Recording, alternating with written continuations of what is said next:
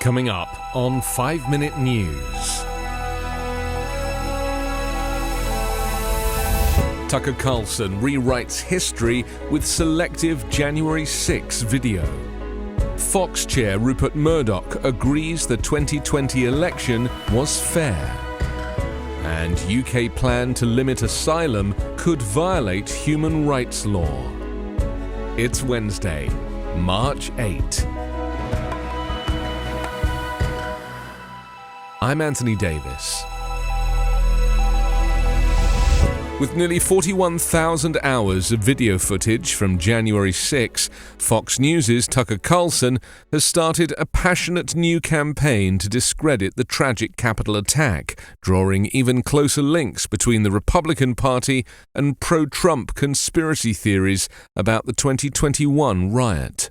In an effort to slant public perceptions of the bloody, arduous siege that was broadcast live for everyone to see, the Conservative commentator presented the first installment to millions of viewers on his primetime program.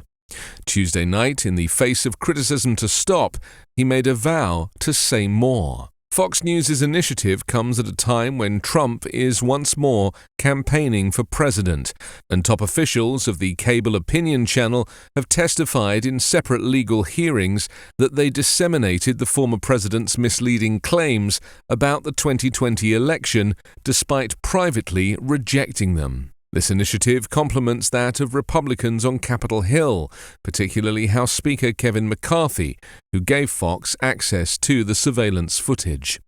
The House probe released on January 6 thoroughly revealed, with testimony from Trump loyalists and video evidence, how the disgraced former president urged his supporters to go to the Capitol and fight like hell, as Congress was certifying his loss to Democrat Joe Biden. Republicans are now attempting to reverse the conclusions.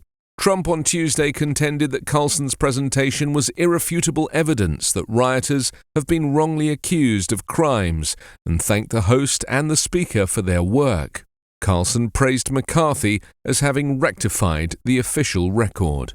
Senate Republican leader Mitch McConnell said it was a mistake for Fox to depict the footage as it did, at odds with the Capitol Police assessment and what he and others witnessed firsthand at the Capitol on January 6. Fox Corporation Chairman Rupert Murdoch said under oath that he believes the 2020 presidential election was free, fair, and not stolen, according to court filings released on Tuesday in a voting machine company's defamation lawsuit over Fox News' coverage of the disgraced former president's unfounded election fraud claims. In sworn questioning in January by lawyers for Dominion voting systems, Murdoch was asked, "Do you believe that the 2020 presidential election was free and fair?" "Yes," he replied, according to a transcript. "The election was not stolen," he said later. Dominion is suing Fox News for $1.6 billion, saying the network crippled the company's business by broadcasting false claims from Trump's lawyers that Dominion had changed votes in the 2020 election.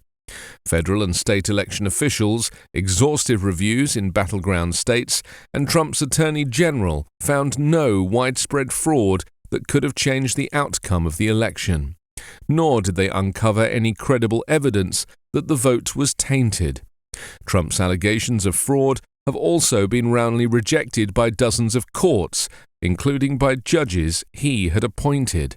In a recently unsealed filing in the Dominion case, Rupert Murdoch acknowledged that he didn't stop various Fox News commentators from promoting unfounded claims from Trump allies that the election was stolen, even though he could have. He also acknowledged that some of the network's hosts had at times endorsed the false claims.